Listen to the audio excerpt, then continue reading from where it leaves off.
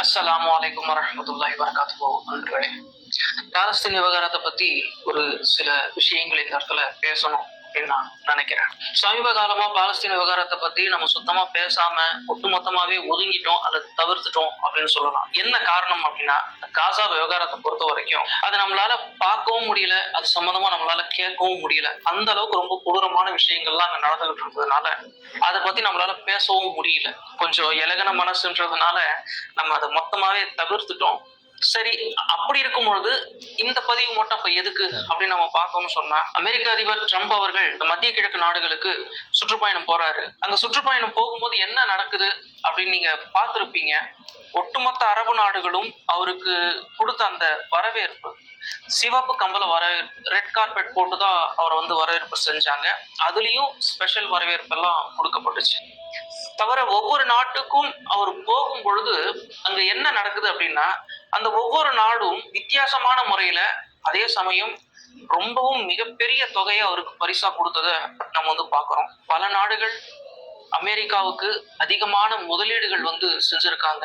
இது மூலியமா அமெரிக்காவுக்கு ஒரு நல்ல நிதி கிடைச்சிருக்கு அப்படின்னு சொல்லணும்.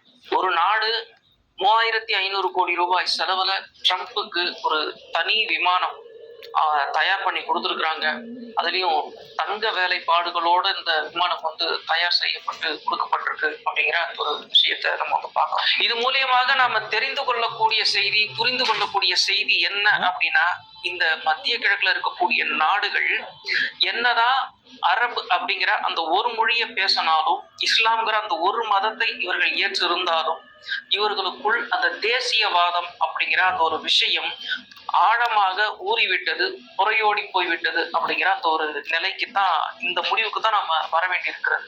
இது போக இன்னொரு விஷயம் என்ன அப்படின்னா, அது எங்கேயோ நடக்கிற ஒரு பிரச்சனைக்கும் எங்களுக்கும் சம்பந்தம் இல்லை அப்படிங்கிற அந்த ஒரு நிலைக்கும் அவங்க வந்துட்டாங்க. இதுல மிக முக்கியமா கவனிக்க வேண்டிய இன்னொரு விஷயம், அந்த அல்-அக்ஸா.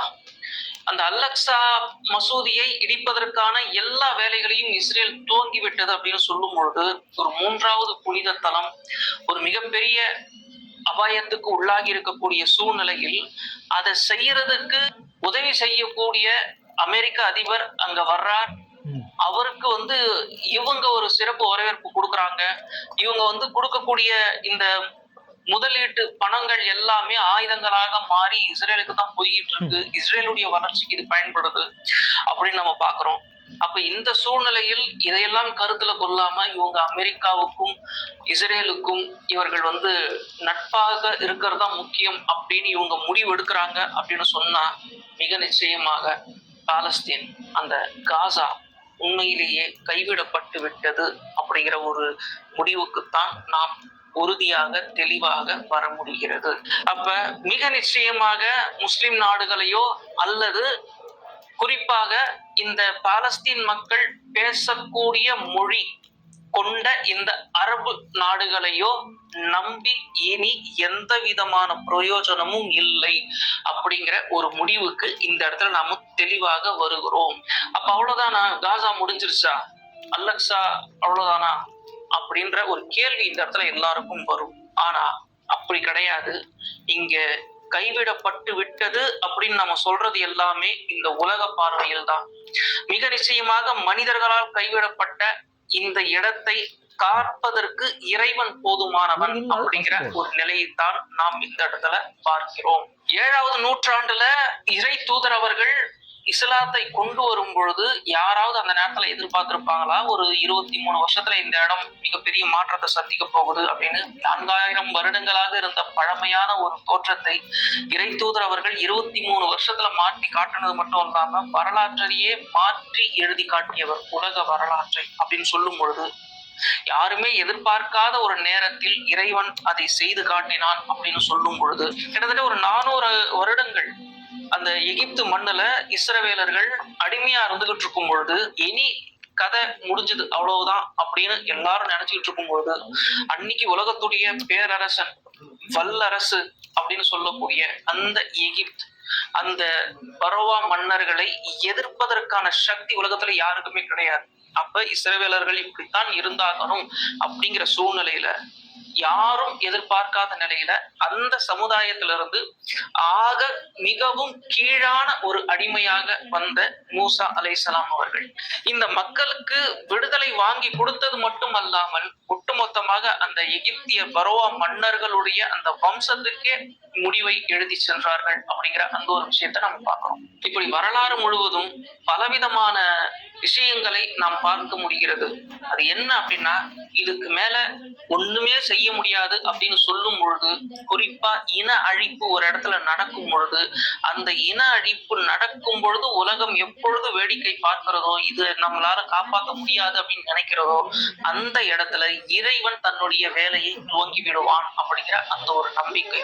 இந்த உலகத்துல நடத்தப்பட்ட முதல் இன அழிப்பு அப்படின்னு சொன்னாக்கா அந்த இஸ்ரவேலர்கள் மீது எகிப்து செஞ்ச அந்த இன அழிப்பு தான். இருக்கிற எல்லா ஆண் குழந்தைகளையும் கொன்னுடுங்க அப்படிங்கிற அந்த ஒரு உத்தரவு வரும் பொழுது இறைவன் களத்திற்கு வந்ததை நம்ம பார்க்கிறோம் மூசா அலைஹிஸ்ஸலாம் அவர்கள் மூலியமாக. அதே மாதிரிதான் நாம இப்ப பார்க்கிறோம். இந்த பாலஸ்தீன் விவகாரம், இந்த காசா முழுவதுமாக அழிக்கப்பட்டு நாங்க இத ரீகன்ஸ்ட்ரக்ட் பண்ணி கமர்ஷியலான ஒரு இடமாக மாற்றுவோம் அப்படிங்கிற அந்த ஆணவமான அறிவிப்புக்கு எதிராக இறைவன் மிக நிச்சயமாக களத்திற்கு வருவான் அப்படிங்கிற அந்த ஒரு விஷயத்தை இந்த இடத்துல நாம பார்க்கிறோம். அப்ப ஒரு மிகப்பெரிய இறைவனின் படைகள் அவர்களை நோக்கி வரும் அப்படிங்கிற ஒரு உறுதியான நம்பிக்கை நமக்கு இருக்கிறது.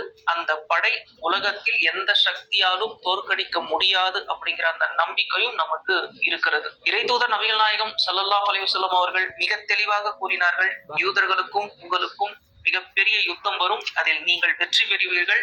யூதர்கள் அந்த நேரத்துல ஓடி ஒளிவாங்க. அப்ப கல்லும் மரமும் கூட சொல்லும், முஸ்லீமே இங்க வா, எனக்கு பின்னாடி ஒரு யூதன் இருக்கிறான் அப்படின்னு.